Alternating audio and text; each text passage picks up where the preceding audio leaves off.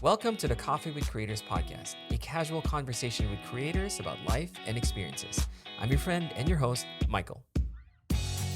I'm welcoming back a friendly face to the podcast, and his name is Jordan Pulmano. Jordan is a freelance videographer and content creator who I met about 2 years ago at the beginning of the pandemic. At that time, events and concerts have completely shut down, which forced Jordan to think a bit outside of the box. Let's see how Jordan is doing and if things are starting to change for the better in his industry. It's time for me to invest a little bit. Dude, you've been busy. You've been busy though. I've been crazy busy. Not like since Christmas. Christmas was the cutoff to where I was like, no more. Let me chill for a little bit. But Yeah. things are starting to ramp up. For sure. So how much Usually travel? January's. How much travel did you do last year? Last year I did quite a bit. I mean, it'll never be as much as like in 2018 when I was like, it was like 32 countries in a year, craziness. Yeah. But it was the most that I have since the pandemic for sure. And it was different work. It wasn't so much music work. It was, I've been working on this documentary since like July. And so we went to a couple places. We went to like Puerto Rico and then all over just the US. So a lot of domestic stuff. Yeah.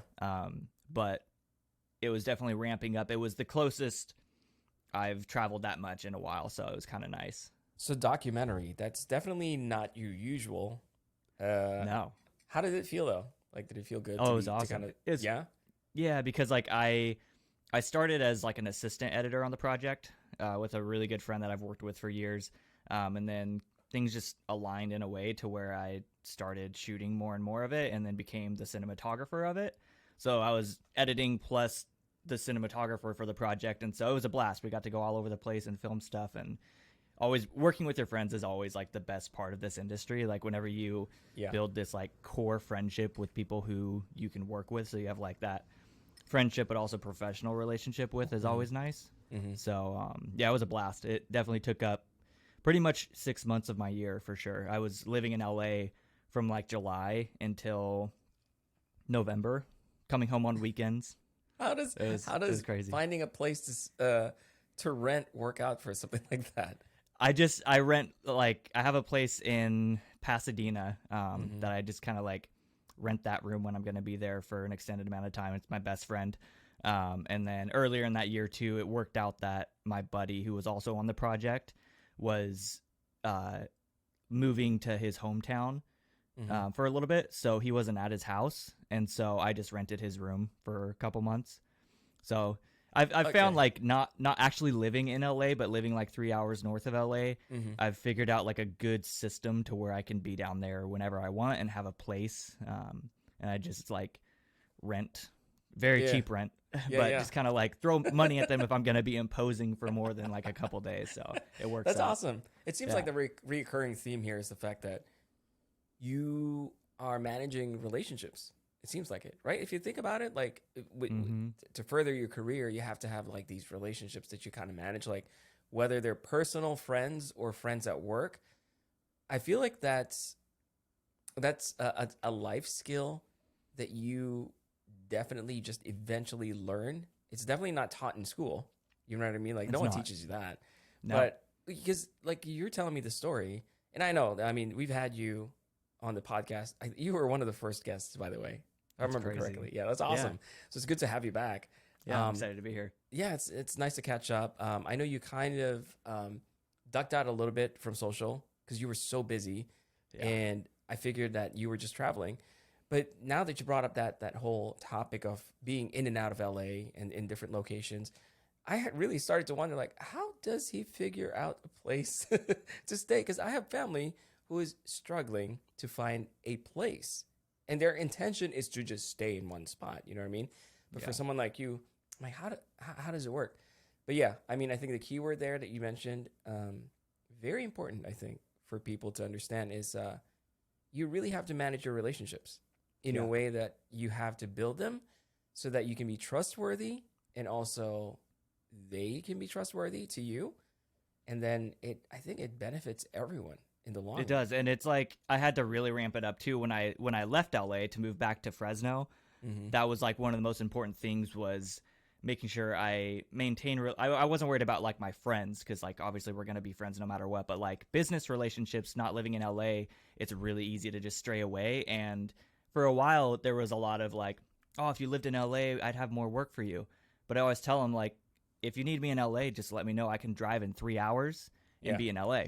And so I really had to ramp up like keeping those relationships intact and kind of figuring out how can I kind of show that I'm in LA without being in LA. And that was always like kind of the goal when I moved there, was like, how can I essentially to people think that, so that people think that I live in LA, but I can like live wherever. I think it got easier with the pandemic, of course, but yeah, I think I get my cat out of here real quick. Sorry. Oh, that's okay. By the way, how's married life? It's great, man. Yeah, congratulations. Yeah, going on. Thank you. Going on a year and I guess 3 months now. What? October. So fast. Yeah, October of 2020. I feel like I just saw you post that you got married, and I'm like, oh, that's awesome. It's almost a year. Unfortunately, that was because of my my lack of social media. I was like, I should probably post something of my wife. So that was my bad there. We haven't seen Jordan for like the last time I saw Jordan was him and his cat, and then now he's married, and now I'm like, well, that's awesome.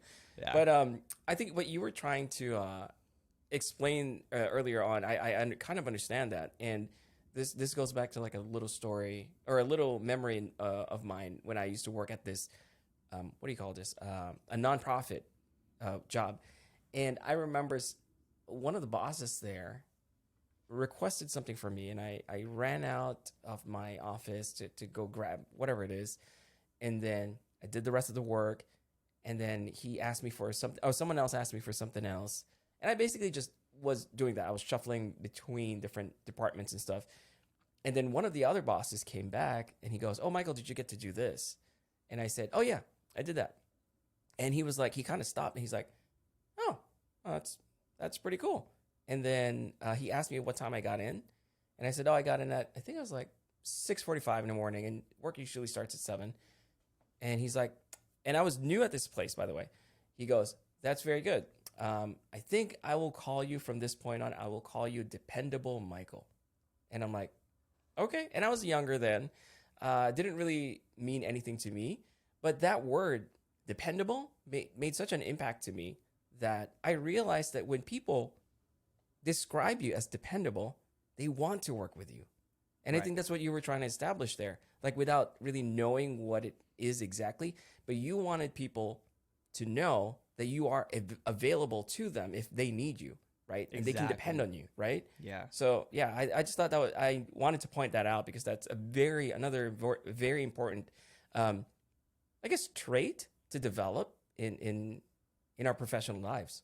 Yeah, it's so important, and especially in this industry. And like I found that because I work in the commercial film industry, but I also work in the music industry, that are totally different from each other as far as like you handle not only the workload, but like just the professional points in them, like in themselves. Yeah. So managing these relationships and then managing the relationships in the other industry are completely different, but you have to know how to handle them, and you have to be dependable in both of them. That's like the only similarity I would say, is like you have to be dependable, and yeah, you have to be good at what you do, but it's more so about showing up, being a dependable work person. You have to be easy to work with. Right. Right. People shouldn't have to question if you got things done. They should just know, he's going to do it. Like if you can show that to people in the industry, that's how you have a long career, at least from what I've heard from other friends who have been in the industry even longer than I have. Mm-hmm. And so I've really just like tried to make that a priority over everything else. So let me ask you one thing that I struggle with personally, and that's it's managing expectations, for either for myself or for the people that I work with. So I tend to overextend myself a lot. As a matter of fact, quick story, I actually had a really bad panic attack this morning. Oh my goodness. Really bad, yeah. So I'm not like if anyone's watching this, I'm not my usual self. Like I have tea instead of coffee. And it's just like, I'm just trying to relax. And the reason why I wanted to bring this up, actually, I almost canceled today's podcast. Gosh. Yeah, because I just wasn't feeling It was odd. Like I was so excited. You emailed me last night, or you sent me a message last night asking about today. I said, yeah, we're on. And this morning I got up, and then I just came back from. I just recovered basically from an illness, and I'm feeling okay. Like I'm feeling better than I've ever felt in a long time. But I think this morning when I woke up, I realized that I have a lot of stuff that I needed to catch up on. So I got up at like 5:30 in the morning, got my usual stuff done, and I was about to eat breakfast, and my kids were, doing the usual stuff. And I found myself like sitting on the table, just like with my hands on my face like this. And I'm like, what do I do? What do I do? And my wife goes, are you okay? And I said, yeah, I can't seem to process everything. And so that feeling, I don't know if you've had a panic attack before. I've had like maybe a handful in the last 15 years, like maybe 3 at most. But this one was, so maybe I just forgot how it felt like, but I felt like I was floating. It was so weird. Like I felt like I was floating. I felt like it was like almost an out of body experience. And I wanted to be, it just didn't feel like I was in reality anymore. And so I kind of panicked and I said, I feel like I'm going to pass out. And I sat down on the couch, called my brother, because my brother experiences, he's had experience in this sort of stuff. And so he's my go-to person when I start feeling anxious and, whatnot. And so he tells me that, okay, first of all, everything's fine. The world is turning. Your kid's okay. Your wife's fine. You are fine. You just have to realize that this is just a feeling. It'll pass. So he kind of talked me through it and until I started to feel better.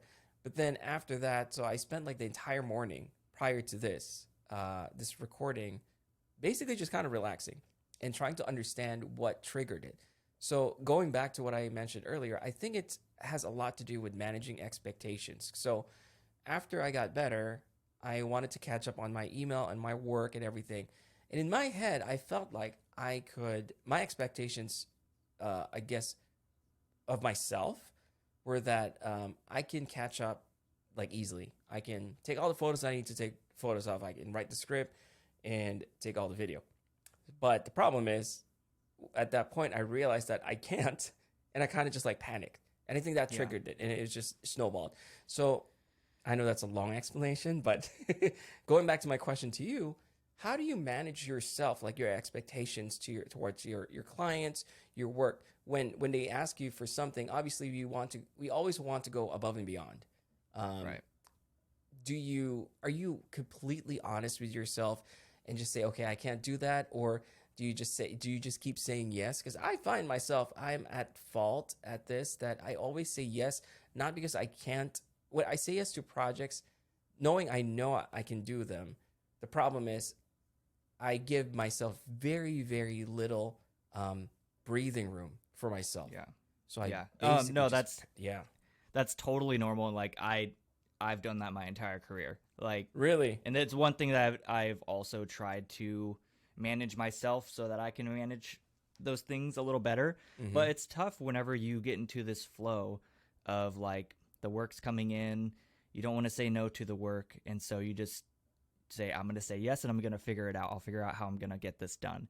And I have a really hard time with saying no, and if a client is requesting something within reason, I'll just say yes and figure out how I'm going to get it done. And I love that though. Yeah, and I've had that same issue. And I think a lot of people in this space deal with that. It's totally normal. It's not anything crazy, because like we do put a lot of pressure on ourselves to perform at a certain level because we want to grow in our careers and we want to do something that's going to lead to the next opportunity and a bigger opportunity. And so I definitely find myself in that same position. And towards the end of this year or last year, I was on the brink of a panic attack. I wouldn't say I like fully collapsed into one, because I've never really had like a full mental breakdown, but I definitely was treading this like thin line for about 2 months. And there was one evening when I was home, and I was only home for like 2 days, and then I was down in LA the rest of that time, and there were a couple weekends where I was just like taking jobs on weekends So I told my wife, like, hey, I'm going to be in LA for a while. So I'm up I'm up home in Fresno, and it's the time where I should have been like I should have turned everything off.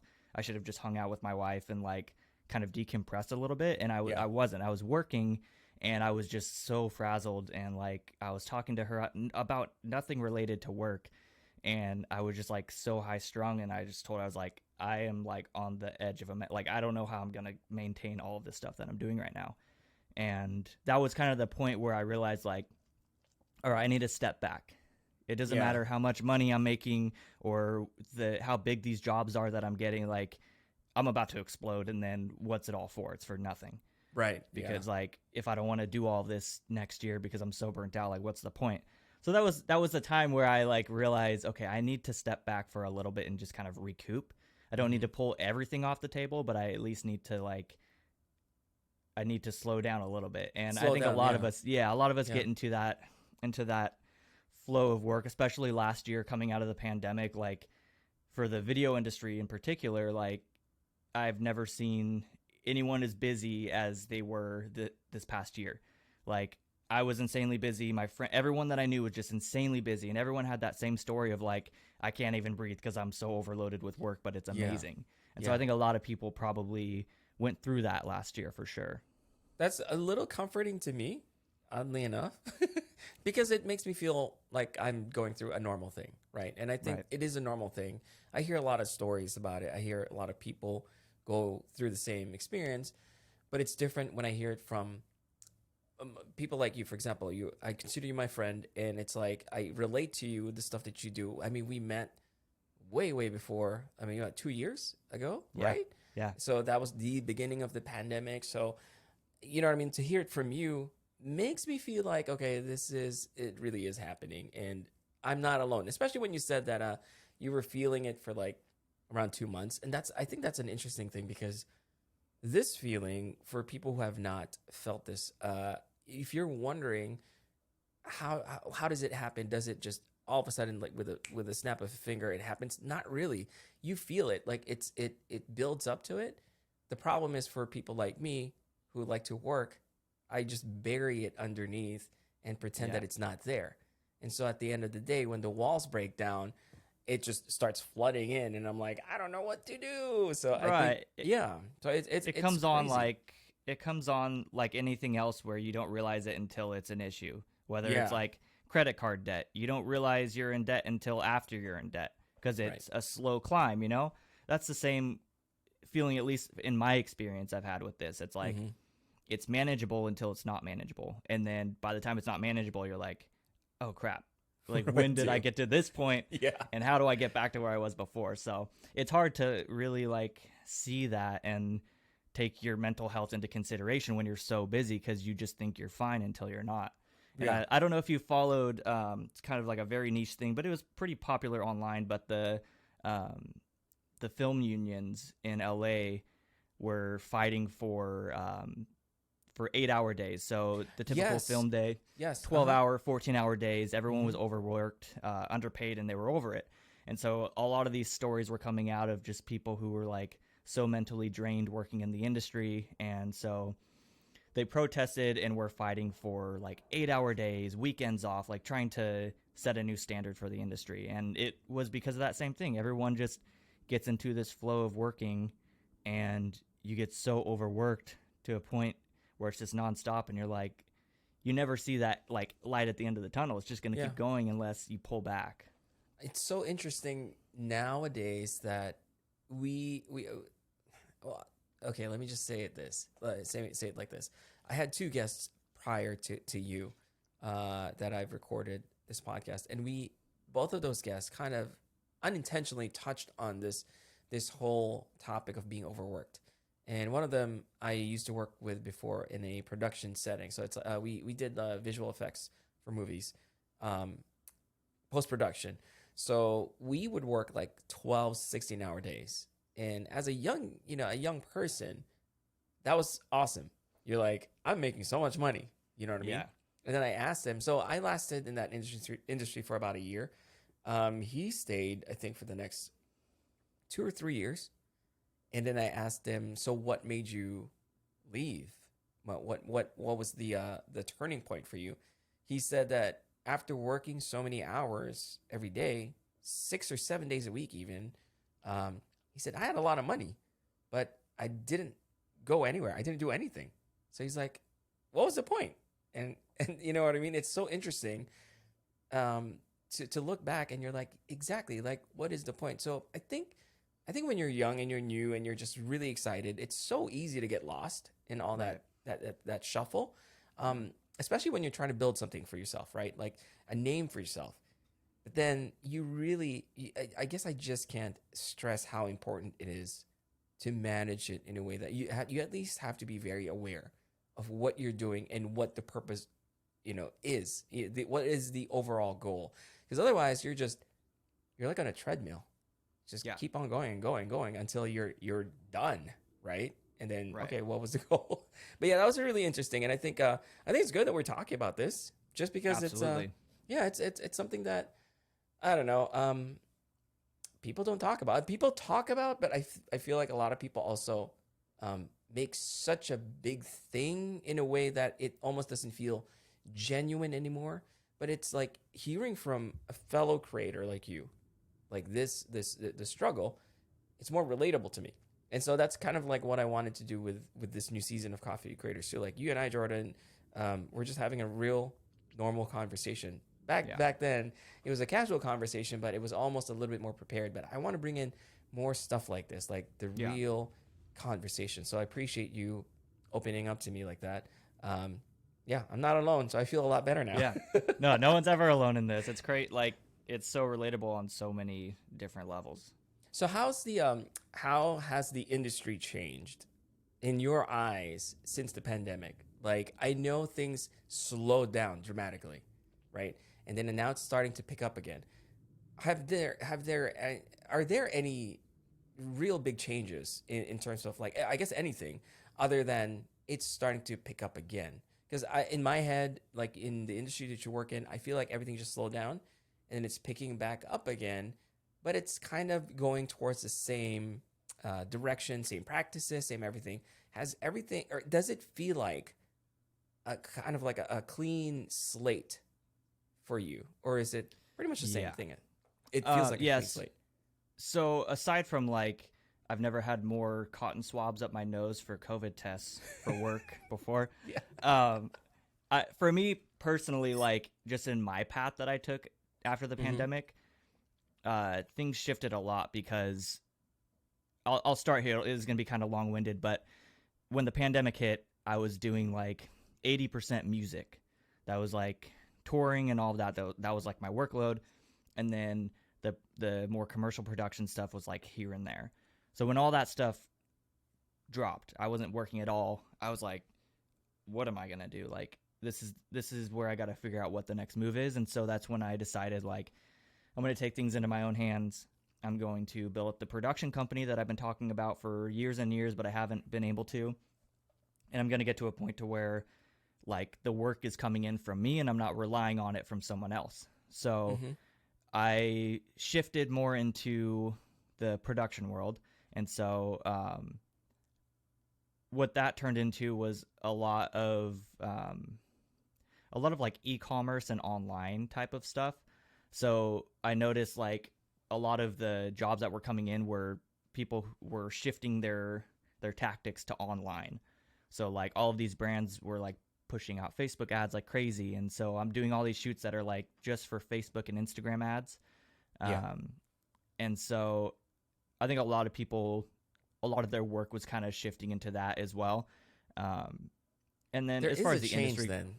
yeah, There is there's a a change change. for Yeah. sure. And like as far as just on set in a more traditional sense, there's not the only change is like COVID protocols that I've seen. Mm-hmm. It's you're getting tested, you have to wear a mask on set, like stuff like that. That's more of like the physical on set stuff. But as far as the industry as a whole and like my workload, I've noticed a lot of it has shifted a lot more online. And then as far as music, the music side of it, now that we're finally picking that back up, Yeah. it's the same thing. It's like everyone's just excited to be back. Shows are going on like crazy, but there's now this level of like, there's a added level of pressure because if someone gets sick on a tour, you have to cancel that show and the remaining shows. And so you're thinking about things differently because you're like, I got to make sure I don't get sick or else I'm going to ruin it for me and everyone else. Everyone else, So like there's an added level of, I guess, pressure to the touring side that I was doing. But yeah, I think everything is different, some good, some bad, but like everyone's just trying to get back into it and figure out what is going to be the new normal going forward. And I think we're finally at a point where we're figuring that out. Right. Yeah. It's so interesting you said that, because it's like, those are the things we kind of took for granted, right? Like, the closest that I can relate to that is I attended CES the first time right before the pandemic, and I was the sick one. I had like a cold, and I remember I almost didn't go, but it was my first time, and I'm like, I want to go. I want to experience it. It's the biggest convention, electronics convention in the world. I got there. I was sick. I was shaking hands with people. It was, you know what I mean? It was just like a normal thing. Like if you have a cold, you're someone in front of someone in your workplace who has a cold, you kind of stay away from them, right? But they're there. You don't care. You don't really mind that much. But now it's so, in a way, it's cool that people are very mindful to not get other people sick. Like I've seen it when I went to CES. Obviously, there are strict protocols because they don't want to shut down the event. But I think the interesting thing that happened after the pandemic is the fact that people are much more, again, I'm going back to the same word, mindful of the things that they do. I miss the genuine, let's just approach each other and just say hi, be a normal person. But like you said, this is the new normal, at least for now.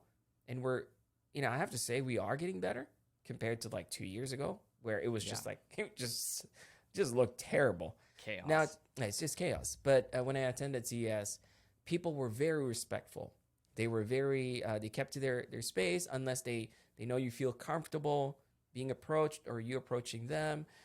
It was cool because oddly enough, it was the biggest electronics event in Las Vegas, and a lot of people didn't go because they were afraid that people will get sick, that people will come home and everyone's going to get sick. Right. It didn't seem to be the case at all. I mean, it was still a lot of people, and I came home, I was fine. Like nothing. Yeah, nothing. It was kind of cool. So in your industry, especially, like, man, I can't even imagine the pressure that you're talking about, because we are talking about performances, like live performances. Yeah, it was crazy. So I was a part of like the first music festival back in North America since the pandemic, like the first real music festival, and everything leading up to it was like everyone was just on their A game. Like there were just eyes on everyone. Yeah. Because everyone wanted it to fail, and they thought, oh, it was going to be a super spreader event and all this stuff. And it was in Texas, where like things were open, things were a lot more relaxed in that regard. And it was around the time when like vaccine rollouts were really starting to go and like case numbers were plummeting. And so it was a good time to throw it, but still everyone was just like, this is going to be bad, or it's going to be really good. And thankfully it was really good. Like case numbers dropped after, ended up being like an incredibly successful event. But I just remember like the stress from everyone, not so much me because I didn't really have a dog in the fight. I was just coming there to film, but just I'm friends with everyone who runs the festivals and the production team and all that. And you could just see like the stress on their face of like, if this goes bad, like this is on us. Yeah. So you could see like how different it was for them throwing that festival versus festivals in the past, where they're just like, this has to go well or this is not going to be good. And luckily it went well. And then all the festivals after that, they were back to their normal selves of like, we do this because we love it. But yeah, it's crazy that added level of stress in events, because it's like, it's something you didn't think about a couple years ago. It's like, no, not at all. Yeah. You never thought like, oh, I'm going to throw something where a bunch of people are going to get sick at. So there's like that crazy change that I think people will never really get used to that. I don't think. No, I don't think it's just so weird. Let's take a quick break, but when we come back, we'll be talking about how our behaviors have changed over the years and what Jordan looks forward to in his YouTube journey. Stick around. Working from home definitely has its perks. One of them being is that I don't have to sit in a lifeless, boring cubicle. I know for a fact that a little inspiration can really liven up my workday, so I've become intentional with the things I surround myself with. But inspiring doesn't have to only mean nice to look at, because they can be functional as well. So I'm urging you to check out GroveMade's beautiful collection of desk accessories. From their precision machined aluminum pens to their beautifully crafted laptop docks, you can find something that will organize your desk and inspire your work. I personally have a handful of their products in my office, and I really love them. The design and craftsmanship make each piece feel special, and that's because GroveMade wants you to build your dream workspace so you can get your best work done. Visit grovemade.com and save 10% on your first purchase by using the promo code Michael10 at checkout. That's MICHAEL10 to save 10% on your first purchase. But so what are you doing right now? Are you on a little break? You said that you're flying out today. Yeah, so I was on a break. I basically I did so now with music I'm basically doing like the gigs that I want to do. I'm not relying on like touring. So if there's a tour that I get an offer for and I'm like, this sounds awesome, I'll take it. So I did a 2 weeks of a bus tour leading up to Christmas, flew home right before Christmas, and then took a break. So I've been off, like, besides a couple shoots in LA, I've been off from like end of December through all of January. And usually this is like the slow time anyways, like January, February, things aren't really kicking in yet. Yeah. But today I fly out to Las Vegas and I start the second leg of that same tour. So I'll be on the bus for 2 weeks and then I'll be home after that. And I'm sure by that point it'll be like the end of February. So that's usually when things are going to start like rolling and getting crazy. Yeah. And then we won't see you again for a year. Yeah. Well, I'm definitely making a point this year to focus back on social media just because like is so like that's what I wanted to do last year. That was like the goal was like I'm going to build the YouTube channel and I'm going to post all the time and like grow everything. And then I ended up posting like a couple times, maybe like once or twice a month, if that, on Instagram. I think I posted like 4 videos on YouTube and that was it. And so I was like, well, that was kind of a wash. So this year I'm trying to like get back to it and like really push that stuff. But besides that, like I'm just doing just the typical commercial work. My cycle of work is like I get a call for a job in LA. I'll go down there, shoot, come home, get a job somewhere else, go do that. And then while I'm here, I'm just editing. So I'm just trying to continue growing the production company. Yeah. I'll do some music stuff here and there. You know, we have a couple music festivals coming up throughout the years that I'll do, and then a couple tours here and there. And then I would like to, for the most part, pull back some of the workload that I was doing before so that I can delegate it to like shooting YouTube videos and like putting content out online and try to grow that a little more than I was able to last year. So if you had like do you have like I'm sure you do, but I want to understand like what is or I want to know if you have a definite like overall goal. Like what is the dream goal for you? Like do you want to own your own production company and basically people or groups or agencies would approach you and ask? Yeah, so I have like two goals. I always tell people I have like the kind of fluffed pipe dream goal, and then I have like the goal that is kind of like here now and I just want to continue growing it. So like the I guess more realistic goal or more immediate goal would be just to continue growing the production company, taking on more commercial work, and getting that to a point where I'm doing commercial, like national brand commercials that are like a couple $100,000 budget type of thing. Right. Yeah. Like the stuff that you see on TV. So that's kind of like the goal there. And so I'd like to build that up. And then more of the pipe dream goal that I'm trying to work, that would be like the ideal thing is the YouTube channel works out and I could just drop all of that and just make YouTube videos at home. That would be awesome. Cool. Like just make videos for yourself. Yeah. That would, like, everyone wants to do that, right? Like that's why we all do this stuff. Like we would love to just do YouTube full time. And so that's kind of like, if it works out, that would be amazing. I'm going to kind of like put effort into that while I'm trying to grow this thing. And if it works out, that'd be amazing. But if not, it's still just a fun thing that I get to do. I don't see how both of them won't I don't see how it's not possible for both of them to work out. You know what I mean? Like you could be growing that production company the same time you're growing your YouTube channel. I honestly don't think there's a reason for anyone to believe that that's not going to happen. So I'm excited for you because I think it's very important to also point out that having those goals, that's probably one of the most important steps, I think, because a lot of people, myself included, sometimes I just go through the motions. You know what I mean? And if you're not being intentional with the stuff that you're doing, then it's for nothing. But if you have a goal, like no matter how vague it is right now, or how it seems like it's such an impossible thing, that's okay. As long as you have a goal, right? Right. Yeah. As long as you have that one why that's pushing you to grow and grow. Like, you know, and I'm sure you get this and everyone else who are creators feel this way of like, you never feel like you're doing enough. You always want to be like getting to that next level. Yeah. So like it just pushes you to keep growing and try to level up from there. And you kind of like set that bar and you want to always raise it. Right. Exactly. So you mentioned commercial work. I don't know if I should mention this, but I saw you shared something that was really interesting. That I saw someone on a post that I think it was a story post, a celebrity did you work with this celebrity? I've worked or with in a set. Was it a post that I did or was it like someone else's post? No, it was a post that you did. So I'm sure it was probably my like end of the year post. I posted like a couple screenshots of some of like my favorite projects throughout the year. That was it, yeah. That actually wasn't a commercial. That was an online thing. Interesting. I'm guessing you're talking about the Zoe Deschanel thing. Yes. Yeah. That was cool. That was for Cricut, like the crafting company, and they were doing like YouTube videos.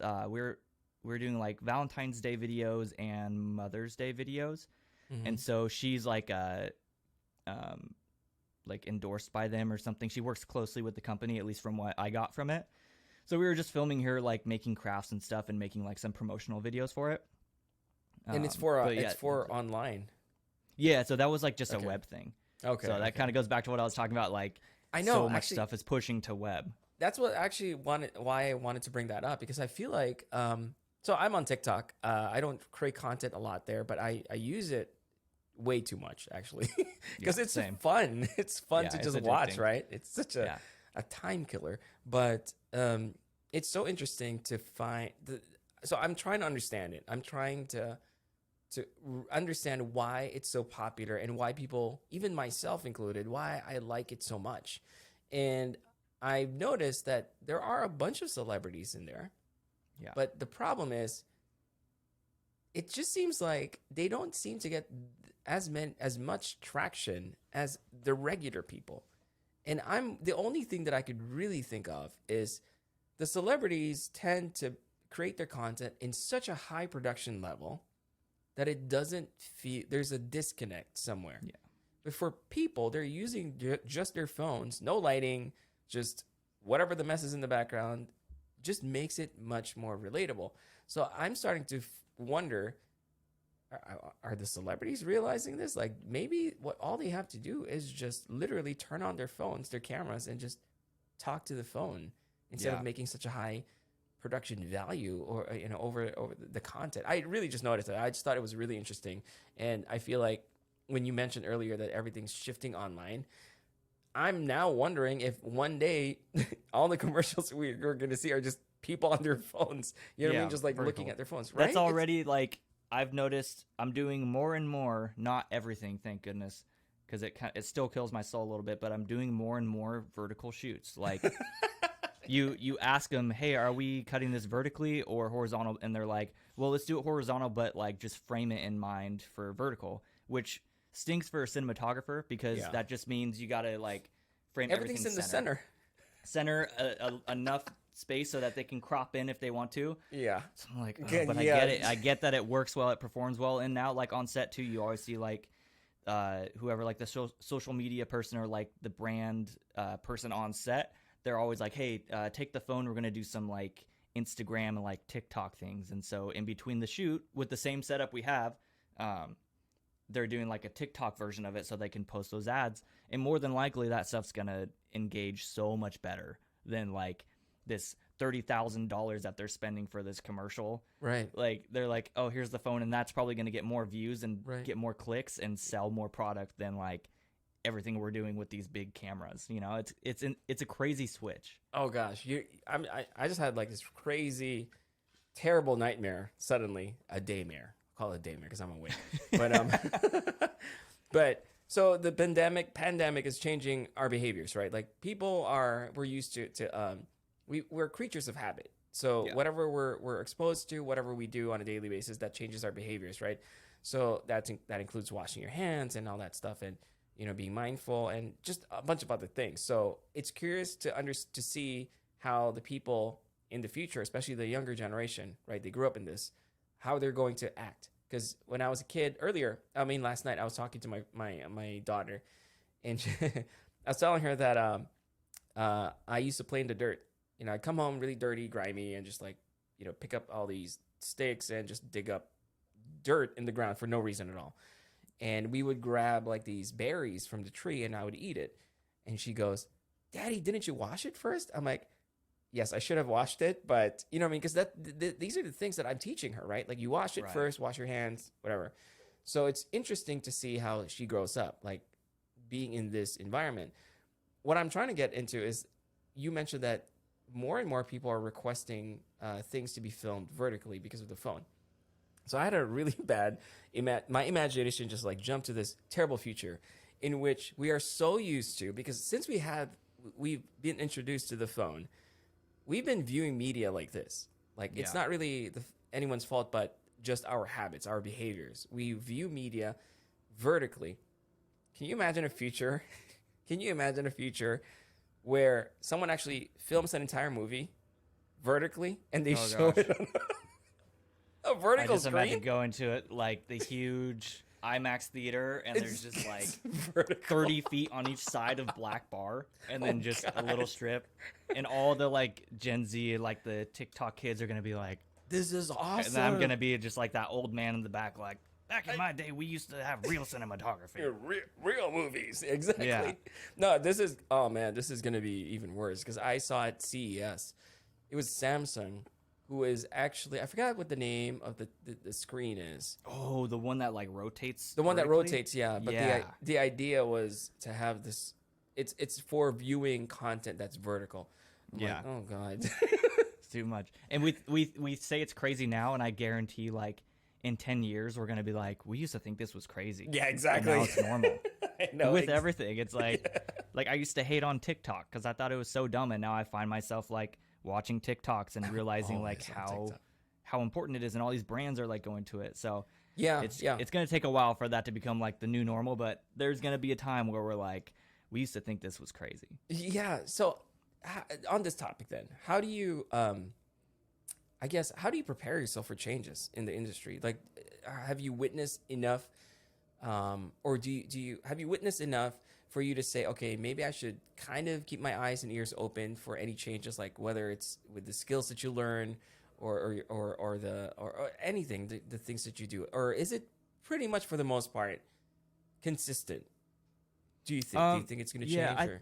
So I think I'm still young enough. I kind of hit this cutoff like where I was brought into the digital age to a point where I'm able to adapt a little easier than some others. So I knew like always from the start, like things are going to be changing. I just need to be ready for it. And it's just, you just have to be okay with it. Like a lot of the issues I've found with like people in the film industry who hate on even YouTube content, they'll say, oh, he's not a real cinematographer, he's just a content creator. Like people are just like so prideful about their craft and certain things, and you just have to be okay with like things change, things are always evolving, and if you're not a part of that change and you're not like adapting with it, then you're going to get left behind, and there goes your career. So that's one way I've always looked at it, is like, this doesn't mean that I don't get to do the stuff that I love and how it used to be. I just need to be okay with doing both and adapting it into like my daily workload, because it's what's happening. That's real life. This is happening. It's here to stay. There's nothing I can do about it. And if I want to continue in my career and I want to keep growing and like engaging people, I need to keep doing what is like normal at that time, you know? Like I can't just stick with my old ways because I think that it's better. You know, that's a very good point. It kind of reminds me of when digital cameras became popular, and we heard all the photographers complain that it's not a real camera. You're not a real photographer if it's not film. Yeah, if it's doing all the work for you. Yeah. So it's like, I get it. It's the love of the art. I think that's what, that's the difference, right? The love of the art of doing it versus being just efficient and getting the results. So I think when you mentioned that, it just made me realize that, you know what, that is true. It's not necessarily you're abandoning the I guess the right way of doing things. It's not even the right way of doing things. It's just there's a new way of doing things, and it kind of sucks that it's different. But it doesn't mean that you have to abandon it completely. It's helpful if you adapt to it because it's the way things are. It's the way where the river flows. So you can't fight that, right? But I think it's also okay to kind of hold on to what makes you happy, right? What your own process. Totally. Yeah. So you also mentioned that, you know, being a content creator, some people, you know, the reactions we get when we tell people that are mixed. It's a mixed bag. Let's put it that way. I've had some people say, "Oh, that's cool. That sounds hard." Or I've also heard someone say, "You're so lucky," and I'm like, well, I don't know why, but sure. I guess I am. I am lucky in a lot of ways, right? Like you get to work from home, but I'm not lucky in a sense that I don't have a support system. Like I had a boss, for example, or I had people who I work with who I can just delegate the work or have my boss ask someone else to do something. You know what I mean? It's you. Right. You're all by yourself and you're on your own and no one tells you when to stop, what to do next. So you're constantly chasing after that. So anyway, that's a completely different topic. But I guess what I wanted to ask is, have you encountered anyone and they asked you, so what did you do while you were waiting? Or what do you do now? And you've mentioned being a content creator and people kind of, I don't know, raise their eyebrows or something. Absolutely. Do you have any experiences? Yeah, all the time. And still, like every time I post, like I still feel like almost that sense of imposter syndrome because like, you know, my channels are still small, but I still take it seriously.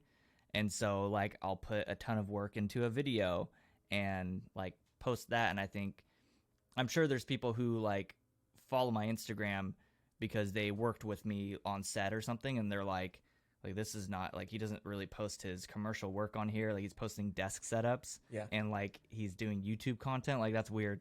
So I'm sure there's definitely those people. And I've gotten like, you know, I've got like friends who will mess with me a little bit who are just kind of like, because they know me. So they're like, okay, another YouTube video, huh? It's just one of those things that you just have to like, I was thinking about this last night, actually. I was thinking about how the last video I posted, I shot in like 20 minutes. I just did like the setup, talking bit, talked about it, cut it together, watched it back like once just to make sure all the cuts were good. And then I just posted it online. And it was like the first video I had really posted where I didn't care about how I looked or sounded. Yeah. And I realized like that's the key to like posting stuff online. Like that took me so long to get to this point. Like I really don't care how I look or sound online. Like I post a lot of stories on my Instagram sometimes that I just sound like so dumb because I'm just being myself. I'm saying like stupid stuff and like I have this really, really dry sense. The gardeners are here, so it's probably going to sound really bad for a little bit. But I have this really dry sense of humor that I think goes past most people's heads to where I'm just like incredibly blunt and like facetious about something. Yeah. And so, but I don't care. Like I'm just going to post it and then whoever like they see it and they laugh at it, they think it's funny, then that's all that matters. But I think it's super important with like posting content online, posting YouTube videos. Like you really have to take that step out of yourself of like, oh my gosh, I made a weird face here. I sound weird here. I didn't enunciate here. And you just got to post it and not care. Like, it's more about the content. It's like, what's the message you're getting across? It doesn't matter if you're getting it across and you're like stumbling over your words. People don't care about that. Right. Yeah. Actually, that's a very good point because I struggle with that too. Like I've tried to record like this one introduction in one video. I think I recorded like 8 times. And I'm like, this is so dumb because I'm saying the same thing. It's just the little things. I'm nitpicking, right? Like, and it gets worse every time you do it. It gets worse every time, yeah, because the pressure's building up, and you're like, I need to get this done, and then like an entire day passes, and you're like, well, shit, that was just that was a waste of time. But yeah, I get that. I completely understand, because I think that's also one of the secrets. Personally, I think on TikTok, like, people just don't care. They post what's around them, who they are as they are, and we relate to that. It's approachable, because now I don't even look at the deep, some, maybe the creators would feel like, oh, these are defects, right? Like, these are the wrong things in this video. But for people like me who's viewing it, I don't see it as a wrong thing. I see it as like a human trait that I can relate to, right? Oh, she stumbles on her words too.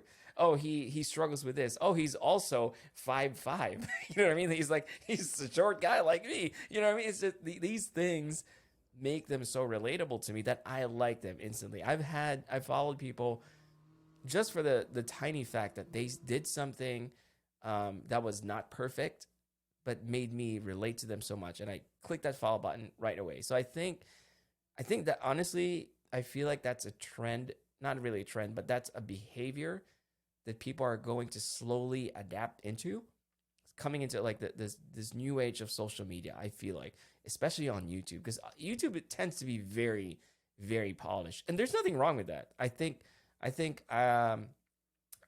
me personally, I still like my stuff to be as polished as possible, because I had like a dream of, when I was a kid, I've always wanted to have my own like movie, or have my own show, or whatever. And growing up, I'm like, that's never gonna happen. But then YouTube came along, and I'm like, well, maybe it can happen in some way if I make it, right? Yeah, so in my create head, our own TV shows now. Exactly, yeah. So in my head, like, I still want to make it into this very nice, polished TV show. But speaking of just like human behavior and trying to be so over-prepared over everything, I think that's going to change in the future. Yeah. There really, was, really interesting. I don't know if you're familiar with, I think, YCI Imaging. He does like a lot of filmmaking and like music video content on YouTube. And he started doing this thing where he would post videos without cutting, and it didn't matter if he messed up or anything. Really? He just like made these videos. It was kind of like a challenge that he did. He did like a couple of them, I remember, but he would just talk. It'd be like a talking head video, and he would mess up and be like, oh, well, I'm not cutting. And he would just like keep going with it. And I thought it was really cool, because it was a way for him to just like probably get better at talking on camera, but also just like not care as much about being so polished. And I'm sure everyone watching that video, me included, like I related to that video just the same as like a video that's like super polished and like all the cuts are hidden. Yeah. Oh, that's so interesting. I think I want to try that. Yeah, it was cuts, really cool. It was awesome. And like the way that he addressed it too, he would like address it when he would like mess up and be like, oh, whatever. And he would just keep going with it. That is cool. I'm going to have to check him out. I don't think I've ever seen any of his stuff, but I'll definitely do that. Speaking of YouTube, do you think you'll be putting any of your work there, like the usual stuff that you do, your day job, let's just call it that, on YouTube, or are you going to keep it completely separate? It depends. So like when I cut a new reel for like just like my portfolio piece that I send to everybody, that usually lives on YouTube. But for the most part, a lot of the work I do can't be shown. Like, I see. You sign like crazy NDAs, and then you have to wait until it releases, and then you can post it. But today's the one day they're literally trimming the bushes outside. They're like right next to you. That's okay. But a lot of that work, I can't post on my YouTube for a number of factors, but like, the music they use is licensed specifically for their channel or whatever it's going to be used on. So it's hard for me to post a lot of the stuff I do. But I do want to make it a point to post more behind the scenes of it, or like more breakdowns of how I did it, because I do have like a certain number of clients where like I can comfortably shoot a YouTube video while shooting with them. And, they know that I like to make YouTube videos, so it's not weird. So I definitely want to make it a point to like implement it a little more than I do already, because right now it's like I rarely ever post any of my commercial work online, except for when I cut a new reel.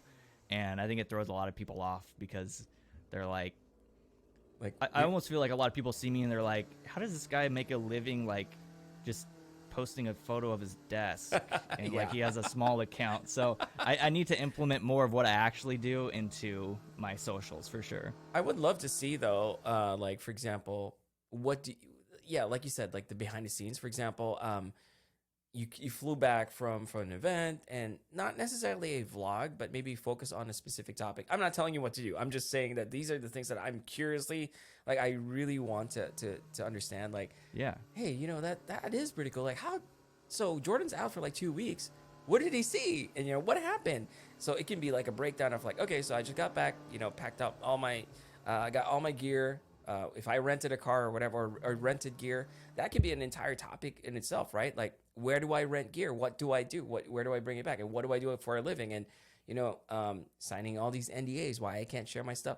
I think that's just really interesting. That me personally, I would love to know more about that. So yeah, that's exactly what I want to implement more. Yeah. And like, anytime I do like a vlog style video, they're the most fun to make. Like the last one would be, I bought the new MacBook Pro like right before I flew for a weekend shoot to Salt Lake, and I'm like, I'm just gonna vlog this, and this can kind of serve two purposes. One, like a first impressions of this MacBook Pro, but also I can like implement more of the personal side to me. Yeah.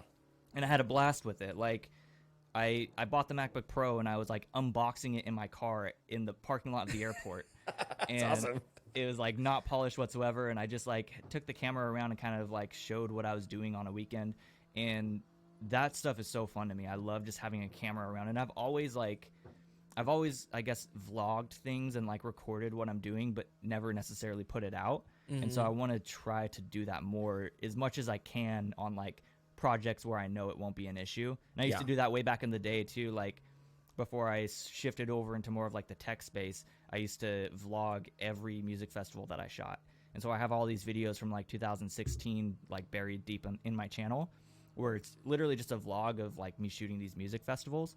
And they never performed. They got like 200 views, but it was always so fun just to have the camera around and show what I did. Yeah. And so I definitely like, I plan on doing a little more of that this year. I just think it's like such fun content to shoot aside from like the personal or the professional work that I'm doing. Right. Well, that's awesome. I'm definitely looking forward to that. Hopefully you can get to it at some point this year, because I know you're going to be gone again. So I don't know, maybe a year from now we'll see you again. I'm hoping that that's not the case. Like I feel like I've been really good so far. Like in January, really made it a point to do that. And it's funny. Last year I had a net gain of 0 followers on Instagram because, you know, you gain them and you lose them. Yeah. And so I was looking at my analytics. I literally gained 0 followers on Instagram because I barely posted. So the algorithm was just like, all right, see ya, dude. And so I like engagement was out the window. And then, so this year I started posting a lot more. And my buddy, I don't know if you follow Jayhawk or Johnny Hotch. I'm going to ruin his last name, John, I'm sorry. Oh, I think I do. Johnny Hochstetler, I think is his last name, Jayhawk on YouTube. I think I do, yeah. He's one of my friends who's just like killing it right now. And he started doing this thing like where he like basically but like built this tactic that worked for him on Instagram, where he just like consistency is key, and like he dives into like all these things. He posted a video about it, basically like saying like how he grew his channel, and he grew like 10,000 followers in just a couple months or like a month. It was crazy. He like the algorithm just hit for him. Really? And so he's killing it on Instagram, and it just came from like posting all the time. So I was like, all right, I need to start posting all the time. That's what it comes down to. Still put out quality stuff, but like just post more. Yeah. And just in like the month of January, I think I gained like 600 followers on Instagram. So far I'm already up like 600 followers versus the entire 2021. Right, 0. Yeah. So no, that's I'm definitely trying to get better at that. But YouTube I feel like is a lot more passive. And that was one of the things that I realized this past year of like, I need to keep like pushing this, because last year I posted 4 videos, I think, on YouTube, maybe like 5. And my channel still grew. It like doubled, and I was barely touching it. I was never responding to comments and stuff. So I feel like YouTube is a lot more of like a post it and then let it ride. But right. Instagram, you have to be so intentional about posting. So I'm trying to like make it a point to post more on there. Maybe it means posting more of my personal side, like less tech and desk stuff whenever I'm away, because like I'm going to be on a bus for 2 weeks. I can't post like a desk setup, but maybe I can implement more of like the stuff that I'm working on while I'm on the bus. So I just need to be more intentional about it, because you and I both. It's the only way it grows. I've stayed away from Instagram for a long time actually, because I don't know, like it's gotten to a point where it's fun to use. It's fun to interact with people, but I use stories more often now than actual feed, like the feed posts or even reels. So the incentive really isn't there for me to be so active on Instagram. I mean, on the feed, but the story, yes, I love posting, just sharing stories, like even if it's just like a meme or something. So it's like the reactions that I get from people, the conversations that start from those are very, very fulfilling for me. But I think I might do the same thing, like you said, post a little bit more of the personal stuff, because I'm staying away from. I love the desk setup stuff, but I don't want to be known as that. You know what I mean? Yeah. Like I don't want to be like Michael. That's the desk setup guy, or the guy who whatever else it is. I don't want to be tagged to one thing. I want to be known as Michael. Right? I can be your friend, and that's pretty much it. So, you know what, Jordan? I think you just inspired me to try that. I'm gonna try something different for Instagram. So did something good today. You did a lot of good things today, and you actually helped me get over my initial anxiety and just like really cloudy feelings since this morning. So I appreciate you being on the show today, Jordan. It's really nice to have you back, to see a friendly face. And I'm so happy to hear that things seem to be moving in the right direction for you. And I can only imagine, I can only hope, and also expect that things will just keep getting better for you in your career, personal life, and everything. So that's awesome. Thank you for being here.